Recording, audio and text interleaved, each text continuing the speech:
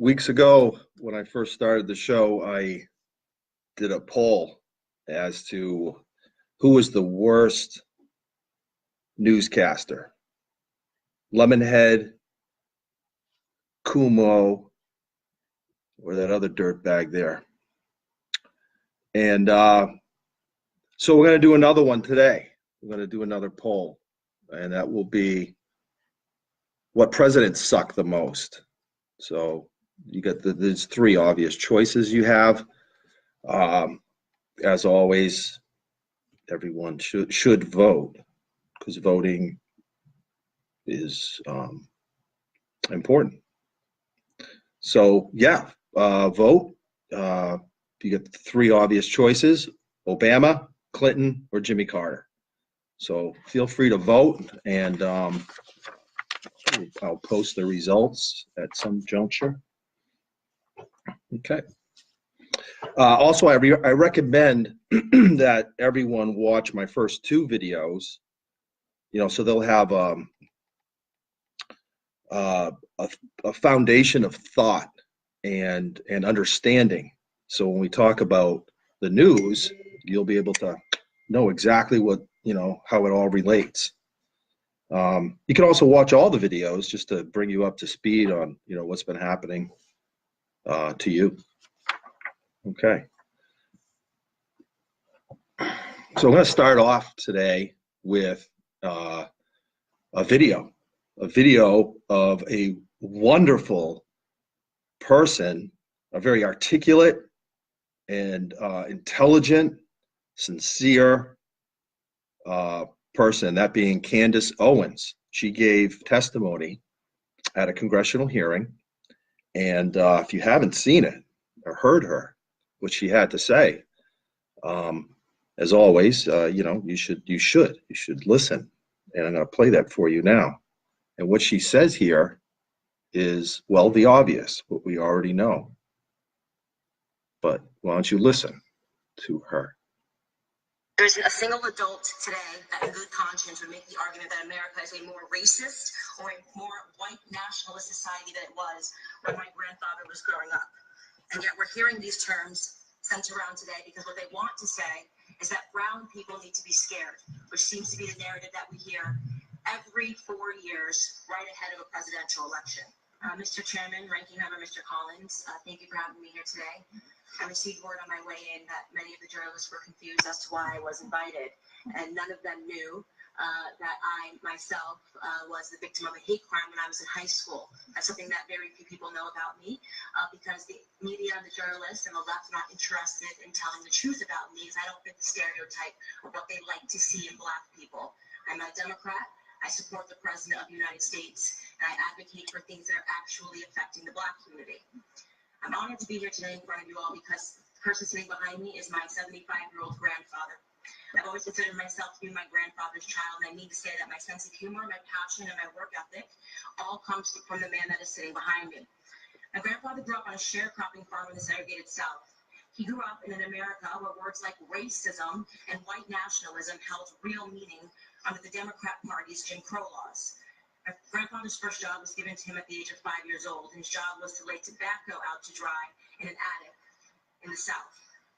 My grandfather has picked cotton, and he has also had experiences with a Democrat terrorist organization of that time, the Ku Klux Klan.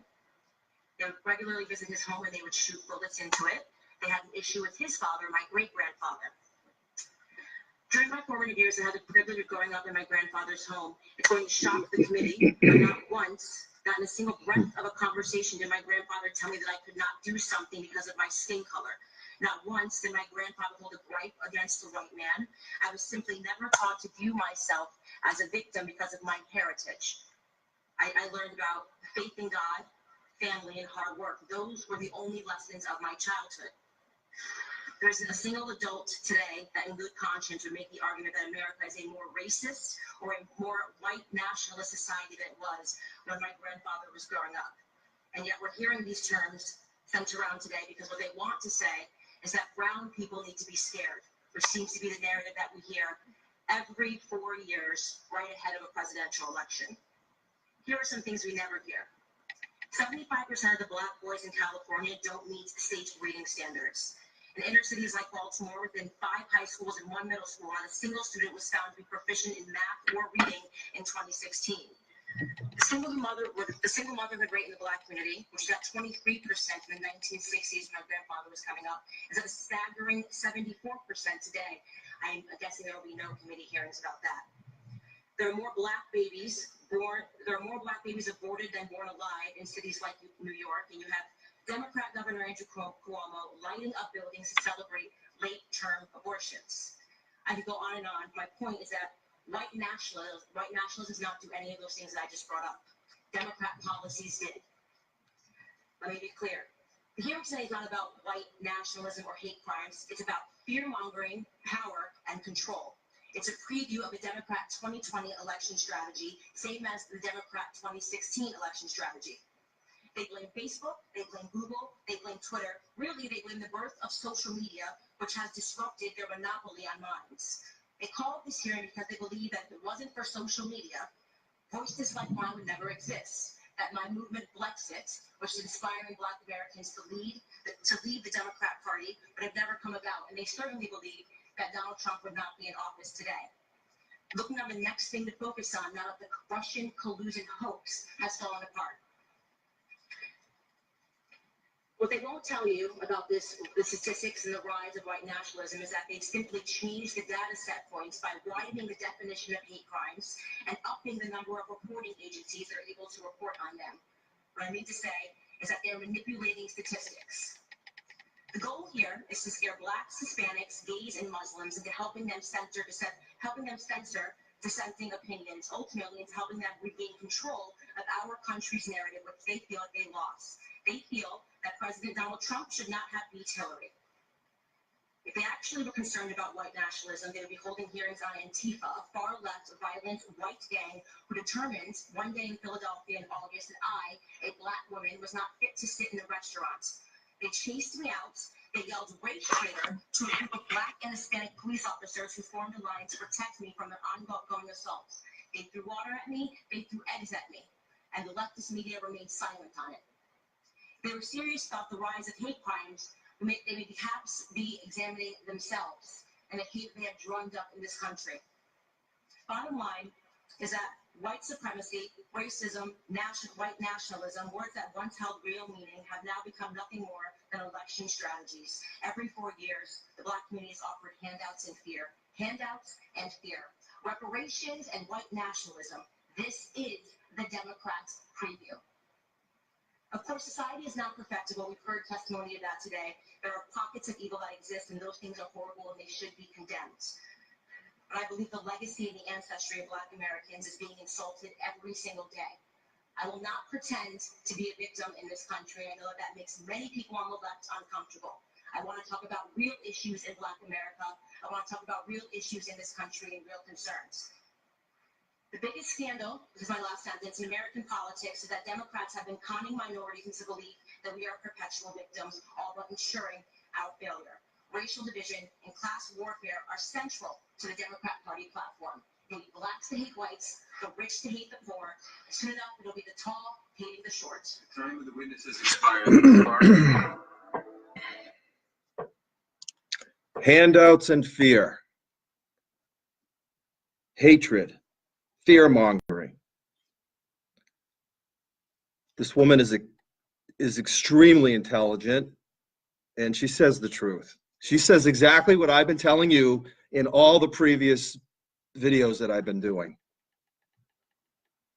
I'm not saying she copied me, but she has the same real-life experiences, and she's a Democrat and a black woman. So the left is in a real difficult situation here. She's a black woman.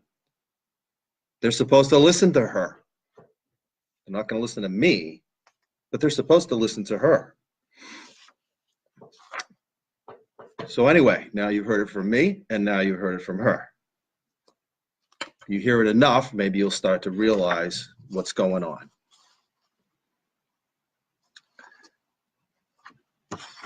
Tucker Carlson. The Obama administration spied on the Trump campaign, and the media refused to call it spying. I'm interfering with Tucker today, actually. He's on right now. Sorry about that, Tuck. He's great. You ever watch him? You really should. He's good. He's one of my top people I would recommend. CNN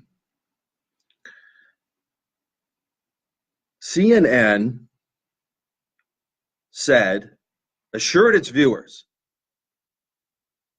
just yesterday that there was little evidence that any spying occurred. And I'm going to read some of this by Tucker because he did a real good job on it. He says here, that is a lie. The FBI wiretapped Paul Manafort, Trump's former campaign chairman. Former Trump aide Carter Page was spied on extensively by the U.S. government, even though it was obvious from the very first day that he was not a Russian spy. This is all spying. There is no other word for it. When Trump complained about being spied on, Democrats and their employees in the media called him a nutcase and a liar. He lied. He is crazy. It's a conspiracy theory.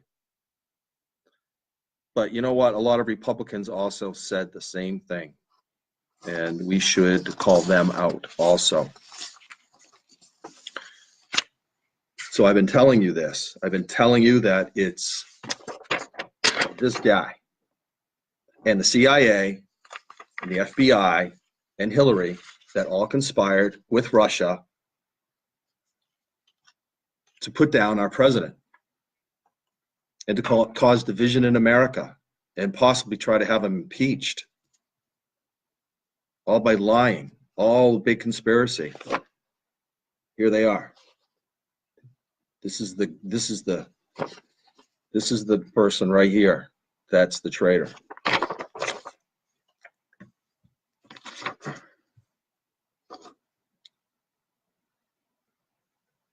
Greg Craig, ex-Obama White House counsel, indicted for alleged false statements. There he is. He's going down to Chinatown.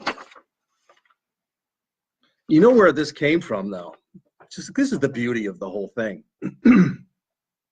They make a fake dossier which starts the Muller investigation. The Muller investigation is going to prove that they started the fake investigation and created the false dossier and lied about the whole thing. And then they're the ones who end up going to jail. It's really beautiful.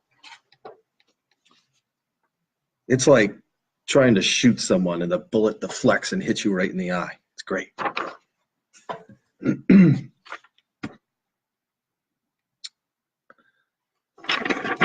Creepy porn lawyer. Avenatti. This guy was being taunted by the left, by the media, as to be like a presidential running mate or run for president. No, he's going to run for president, this guy. And he was being talked by the media, by CNN, MSNBC, MSNBCA, whatever they call it, as like a front runner to be president, this guy. Creepy porn lawyer. Yeah. He could face 335 years in prison. Beautiful. They're all going down. I told you this, that they will all go down. Just give it some more time. There's a lot of investigations that we don't even know about. The AG's doing an investigation right now, and there's a lot of other investigations specifically regarding the false dossier that is being requested by the Senate majority, sorry. And so hopefully those will bear fruit. That'd be nice. Okay. From no crisis to breaking point, mainstream media changes its tune on border crisis amid illegal immigration surge. The New York Times has been saying, along with the rest of the media, that that there's no problem at the border. They've been saying this, that Trump's been making it up, all this kind of stuff. Well, the New York Times is now saying yesterday, quote, the U.S. immigration system may have reached a breaking point, dealing with unprecedented problems at the border. It was never like this before, the article states. The migrants come over now in the middle of the night or in the bright light of day. Men and women arrive by the hundreds, caked with dirt, blah, blah, blah. The story claims that the breaking point has been reached in America's immigration system, which is no longer able to cope with the unseen levels of illegal immigration. The country is now unable to provide either the necessity, humanitarian relief for the desperate immigrants, or even basic controls on the number and nature of who is entering the United States. So now even the New York Times, after saying our great president was crazy, making things up, there's no crisis, saying all these hateful, rotten things about him, are now saying, yeah, there's a crisis, and there's people coming across that we don't even know who they are. Exactly what our President Trump was saying to you. Anything he says, just believe it. Instead of not believing it and then waiting, and then finally it's proven to be true, I suggest to you that you believe it, and then nothing will ever be proven not to be true. You're much better off going that way. I worry about him. You know, I mean, he's working really hard. I think he works harder than me. And I kind of worry, you know, all these nutbags talking shit about him, and who knows? I mean, maybe someone might even try to do something bad. I mean, so anyway, hope he'll be okay. You might have heard that Julian Assange was arrested in London.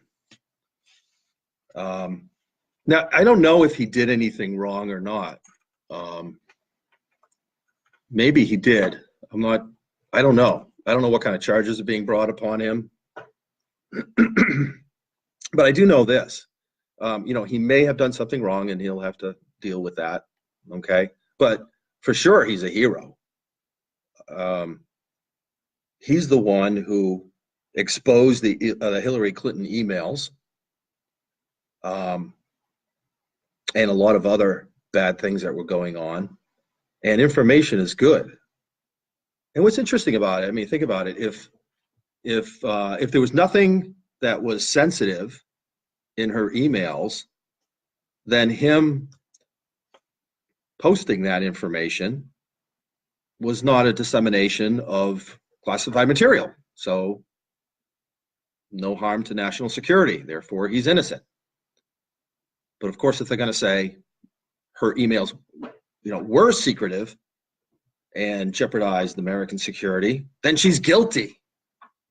And by him putting out that information, he was just showing, hey, she shouldn't be doing that.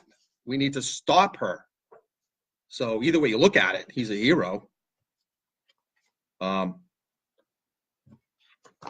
But hopefully there wasn't anything, you know, too sensitive in there that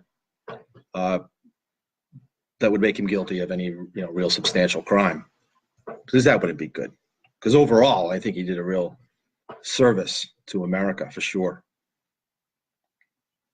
Okay.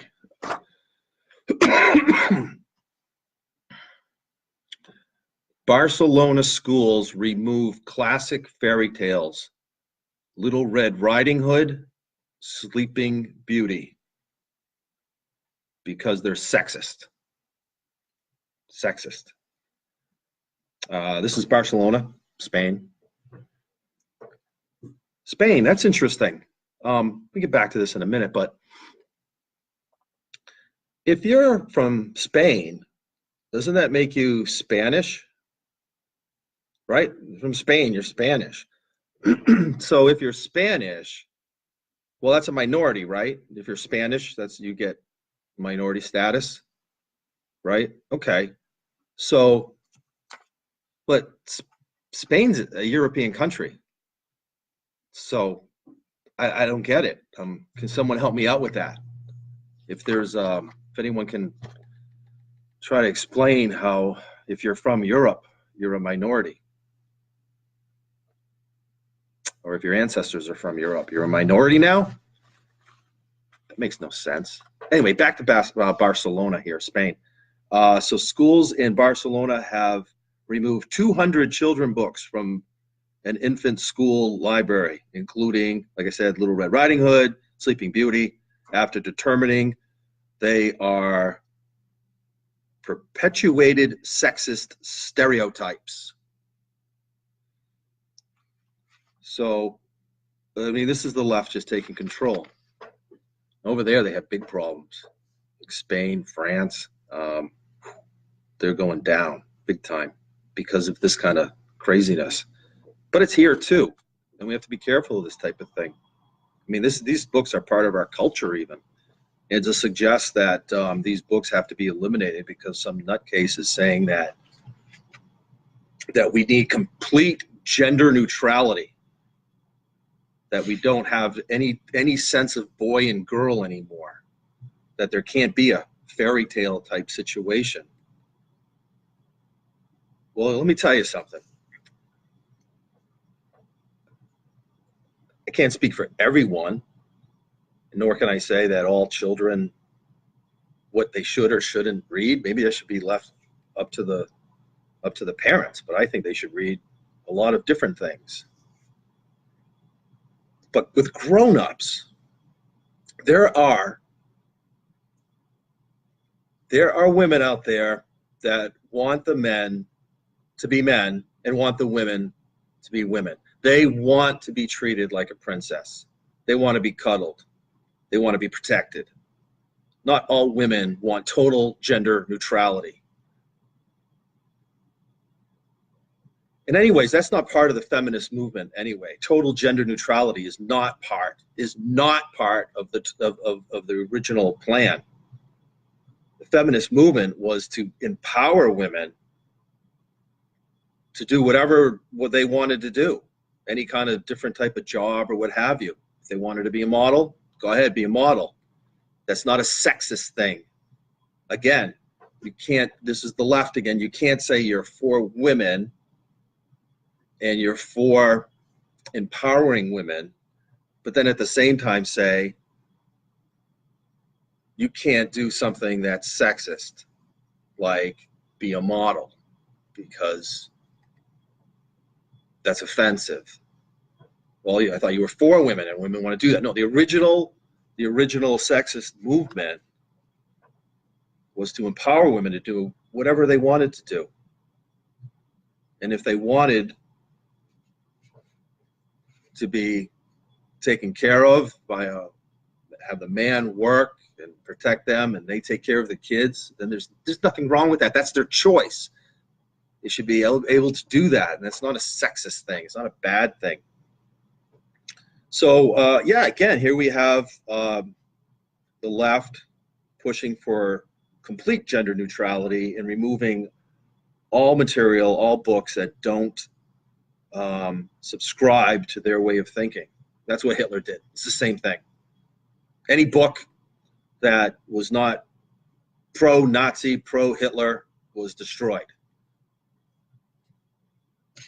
And that's what they're doing. They're just destroying all information and trying to control the kids. And again, another thing that Hitler did, I've told you about that. And so that's what they're trying to do. They're trying to make kids the way they want to, which is just a neutral gender blob, like have no identity. You want to remove even male and female identity from your children. It's really scary stuff. Think about how nasty that is. It's crazy. Here's a face we see in the news quite often. This crazy wacko. Let me see her. the girl hand thing. You know, I've been talking about that with you guys. So let me just read with this here. There's her name. It's AOC. AOC, yo, you know me.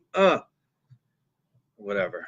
The hand thing, the head bobbing, and then there's Beto. The two of them. You could put the two of them together in a cage, and it'd be like a cage match thing. The two of them be going like this. Beto would win because he's got more.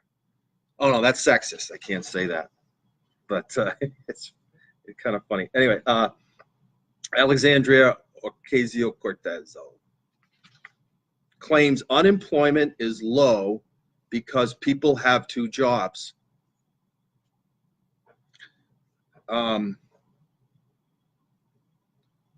Well, some people, you can have two jobs because you can find a job because unemployment might be low.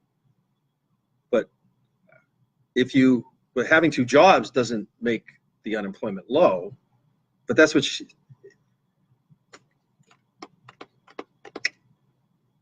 I mean, if there's two available jobs and there's two people and each takes one job, then it'd be zero unemployment. But if one took both jobs, then the unemployment would be higher, it'd be 50%. So a person taking two jobs, if anything, would increase the unemployment rate. But really is no correlation here.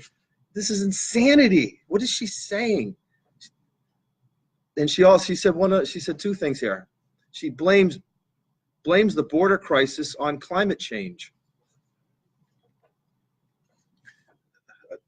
Again, this is crazy stuff. How do you even start a conversation with a person like this? I mean, if she was to walk in the door right now, I really wouldn't exactly know where to start with her. It'd be very embarrassing for her. I'd love it for her to come in anytime. Alexandria AOC, whatever, you're welcome to come in here. So I can embarrass you in front of the millions of watchers that I have, or the 100 that I have, whatever it is. So yeah, this is the type of people that we're dealing with on the left. Real whack jobs. And if she was a little older, or if they can change the laws, she'd be running for president. And she'd probably have the Democratic nomination. Really scary. But the other people that are running also are almost as terrifying. But you can do what I do, what I'm going to do. I told you this. I'm registered, not as independent, because in Massachusetts, an independent is a party, but an undeclared. So then you're not part of any party. And when you do that, when you vote in the primary, you get to pick what ballot you want to vote for. So in the primary, I'm going to vote, but Trump's going to win the Republican ballot. So we don't have to worry about that. It's great. It's perfect. So you can pick the Democrat ballot. And then on the Democrat ballot, what you could do, I'm not telling you what to do, but what you should do is you figure out what candidate what candidates on the Democrat ticket have a chance of winning the primary, and then of those, you pick the nuttiest one, and you vote for that one, in hopes that sane people will not vote for them in the primary election. Okay. Good night.